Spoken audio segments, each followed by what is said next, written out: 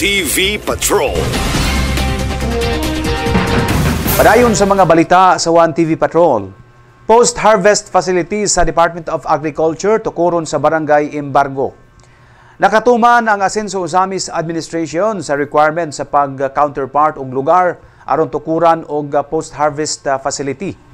Matud pa ni Ozamis City Council Committee on Agriculture Chairperson Sancho Sani Waminal Jr. nga bukas mohatag og 20 milyones pesos nga kantidad sa post-harvest facility project ang Department of Agriculture Region 10 kon makahatag ang kagamhanang lokal o lugar aron tukuran sa maong pasilidad o kining requirement na tuman sa syudad. Wala usay pagduha-duha nga gisuportahan ni Mayor Sam Norman Fuentes ang pag-aprobar niini og pundo aron ibayad human niini makita nga duol og accessible kaayo ang lugar gumikan kay ana kini makaplagan sa Barangay Embargo, Ozamis City. Mas nakadaginot niini og dako ang City Hall gumikan kay mikantidad lang kini og 600 pesos per square meter kung itandi sa luting nga nakita sa Barangay Labo nga times 3 ang kamahal hinungdan nga gipalit ang 4,000 square meters sa kantidad nga 2.4 million pesos. Pinagis sa Philippine Center for Post-Harvest Development and Mechanization, kini ang ahensya sa gobyerno ang mo-develop sa lugar alang sa dryer facility, storage area o building aron didto ipahimutang ang state-of-the-arts nga rice milling machine dugang pa ni Honorable Sani Waminal. So, the project is designed to boost agricultural productivity, reduce post-harvest losses, and introduce modern technologies for drying and storage. So, nagkantidad ni siya og 20 million sa usanin siya ka building. Ang sulod sa building, 20 million, naanadari ang tanang mga rice mill, storage, or na magpauga ka din na, dako kini siya ka area. And we are so lucky, mapasalamaton kita sa Ginoo, tungod sa effort po sa atong Mayor Sam Fuentes na nakakita ta og lote. Kay ang kuan magud ani ang requirements magud ani sa region na at least ang gobyerno na ay 2,000 square meters lot on. So nakakita ta atong miaging adlaw lang tungod sa pagpaningkamot nato uban sa atong city mayor, sa atong city agriculturist, sa Sir Gasas ug sa atong mga legal counsel silang Atty. Francis, nakakita kita swerte kita atong miaging adlaw gi-approve ni mayor kay doon na po ibang baligya di Silabo. So, gi-evaluate na tanan, gitan-out tanan, so dito gyud ang barato sa embargo. So, nakakita ta dito nga doon ay gibaligya nga 4,000 square meter. TV Patrol. 1 TV Patrol. 1 TV Patrol. 1 TV Patrol. 2025 Christmas celebration sa mga Osamisnon mas labi pang mahinangpon. Nagkadugay, nagkadaghan ang pamasunghandog nga mabitbit sa matag pamilyang Osamisnon. Maton pa ni Honorable Sancho Sani Waminal Jr. nga mas magbagood pa ang mga Osamisnon nga mudawat sa pamasunghandog nining tuiga gumikan kay gikan sa 3-in-1 himuon ng 4-in-1. Iyang gipasabot nga mahimo na kining 4-in-1 gumikan kay napun-an og usa ka benefactor ang Asenso Santa Claus. Ang original nga Asenso Santa Claus mao si Governor Henry Waminal, Congressman Ando Waminal ug sa Asenso Ozamis Mayor Sam Norman Fuentes. Apan gumikan kay nakapahimutang man og slot sa Kongreso ang mga Misamisnon hinungdan nga nadugangan og usa ang benefactor og nahimutang o nahimong upat o kini mao si Asenso Pinoy Party List Representative Attorney Henry Indy Fuentes Waminal Jr. Bisan si Honorable Sani Waminal excited nang mubisita sa matag barangay sa Ozamis aron itunol ang 4-in-1 pamaskong handog 2025 nga magsugod sa sayong bahin sa Disyembre. So, maswerte kita karon uban sa pagpaningkamot og suporta sa ato ang mga pillars. Pasalamatan nato si Gov. Henry Waminal, si Congressman Sancho Fernando Ando Fuentes Waminal sa atong Distrito 2 nga representative ug sa atong bagong congressman sa Asenso Pinoy Party List nga si Congressman Atty. Indy Waminal Jr. ug sa ato ang bagong mayor karon nga aktibo kay si Mayor Sam Fuentes. So, ako lang po dugangan ni gamay kuhan ka ng Sir Loncio, nga kining atong 4 pillars karon dako kini siyang katabang sa ato ang constituents karon sa labi na sa atong dakbayan ano kay ang usual man itong nadawat labi na ang Pasko is fast approaching 3 in 1 ang nadawat. So karon kung maabot nga Pasko posible nga ang 3 mahimo na ning 4 in 1. Or else, ang 30 kilos nga nadawat nimo sample na niya, mga goods, pwede na mahimong 50. Kay upat naman na sila. So, dako kinatong swerte, we are blessed and we are very lucky sa itong dakbayan. Tungod sa itong 4 pillars nga nag-atiman kanatong tanan sa atong probinsya, particular sa atong Osamis. One TV Patrol. Vice Mayors League of the Philippines Misamis Occidental Chapter nagpasalamat sa minitong pag-welcome sa Asenso Osamis. Aning detalye ni Janiton. Basta ang Asenso Osamis Administration ang moho sa Vice Mayors League of the Philippines Misamis Occidental bi-monthly chapter meeting, mahinangpon gayod nila kining apilan. Gumikan kay gawas nga mainiton kayo ang pag-welcome sa mga delegado. Gidayeg usab nini ang kaanindot sa session hall sa Osamis City Council.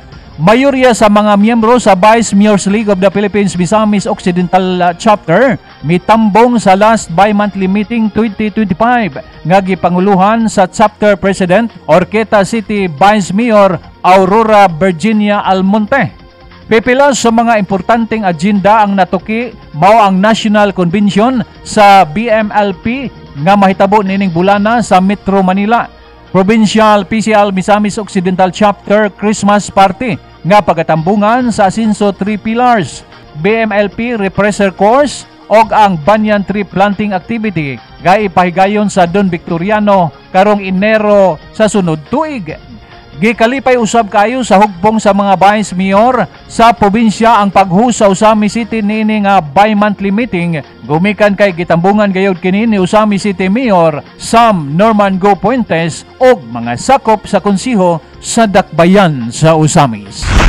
To all our vice mayors in attendance today, daghan kaadyong salamat for your time and presence. Palakpakan natin itong mga vice mayors. Your leadership and commitment to your constituents are the driving force behind the continued growth and stability of our province. As we begin our meeting today, may we be guided with wisdom, respect, and genuine concern for the people that we serve.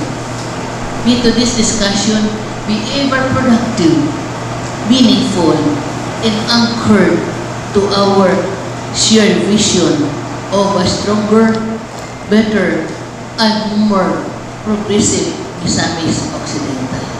Resolution, I move for thanking the local government unit of Osamis for hosting this event, the second our quarterly meeting of the various league. So I move, Madam Chair. Okay, thank you for that resolution, Honorable Vice Mayor Aimito Roa Jr. So, any second to the motion? And Julie, is that on joint sponsorship? Yes, Madam Chair. If my colleagues or the Vice Mayors will go with me at the joint resolution, thanking the host local government in Osamis for the best facilitation of our meeting today. Okay, the said resolution is hereby approved on joint Thank you, Madam Chair. So again, Madam Chair. Sponsorship. Alang sa 1TV Patrol, Johnny Tommy reporting. Police report. Police report. Sa Police Report, Ang Police Report hatod kaninyo ni Board Member Nemesio Imi Lahi-Lahi, Board Member, 2nd District, Misamis Occidental, Chairman sa Committee on Peace and Order sa Sangguniang Panlalawigan. Police report. Police report. Sa police report, duha ka individual sikop sa drug bypass operation sa Karangan New Road. Ano ang police report ni Johnny Tommy? Tugyan sa kapulisan sa Dakbayan sa Usamis ang duha ka individual human nagpositibo sa drug bypass operation niadtong adlaw sa Puro 4E, Barangay Karangan, Usamis City, partikular sa Karangan New Road. Ang usa ka suspect residente kini sa Purok Manggahon, Barangay Tinago, Usamis City, og laing suspect residente sa Barangay Santo Niño, Pagadean City, Zamboanga del Sur. Anana sa kustudiya sa Usamis City PNP ang maong suspect o gipasakaan na og kaso sa paglapas sa Republic Act 9165 o Comprehensive Dangerous Drugs Act of 2002. Samtang sa laing police report, usa ka 56 anyos sikop usab sa drug bypass operation sa Barangay Diguan, Usamis City, dili pa lang usab dugay.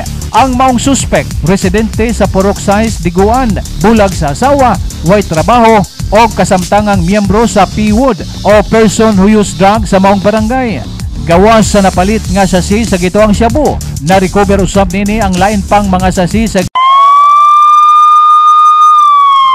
Ang police report hatod kaninyo ni Board Member Nemesio Imi Lahi-Lahi, Board Member, 2nd District, Misamis Occidental, Chairman sa Committee on Peace and Order sa Sangguniang Panlalawigan.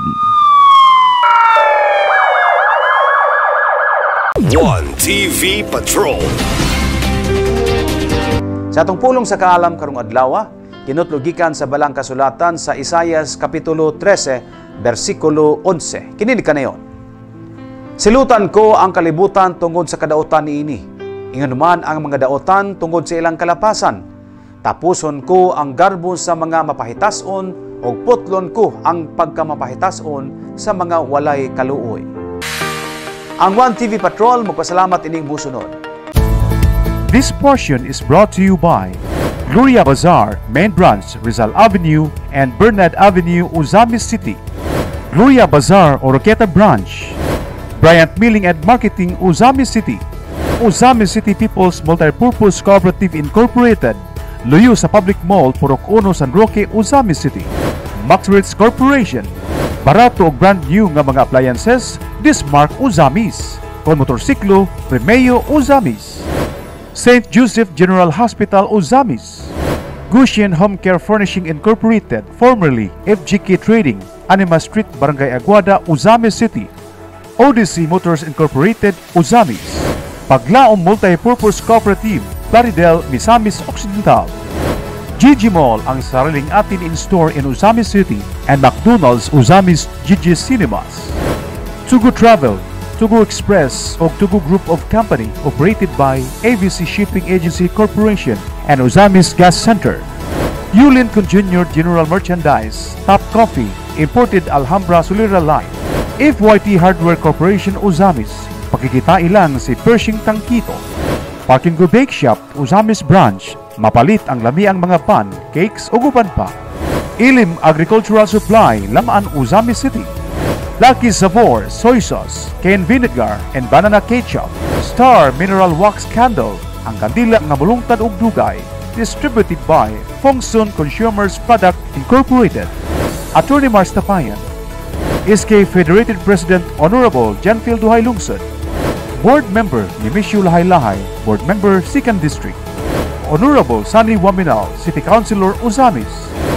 LGU Todela, headed by Mayor Stella Obot Istanio, Vice Mayor Wing Paruhinog, and SB members. Governor Henry Sevilla Waminal Sr., Province of Misamis Occidental. Congressman Andu Waminal, Representative 2nd District. Congressman Henry Indy Waminal Jr., Asinso Pinoy Party List. Mayor Sam Norman Go Fuentes, Vice Mayor Bebeneri, and City Councilor of Usamis. Maukadto ang kinatibukang hanay sa atong mga balita sa 1TV Patrol.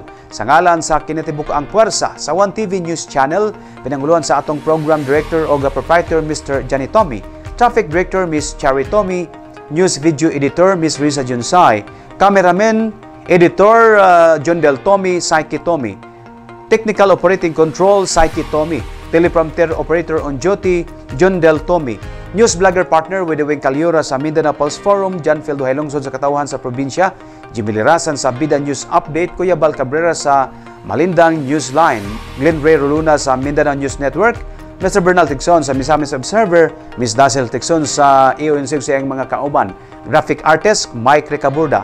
Sa ngalan usam sa Asenso Usamis Administration, nagipanguluhan ni Mayor Sam Norman Go Fuentes, sa 1st District Congressman Jason Almonte, sa 2nd District Congressman Ando Waminal, sa Asenso Pinoy Party List Congressman Indy Waminal o sa probinsya Governor Henry Sevilla Waminal o kininyong ubos nga higala Adoni Decena. Kaming tanan mo kaninyo, tamis tagamtamon ang kalampusan kuno walay gilupingan. Daghang salamat.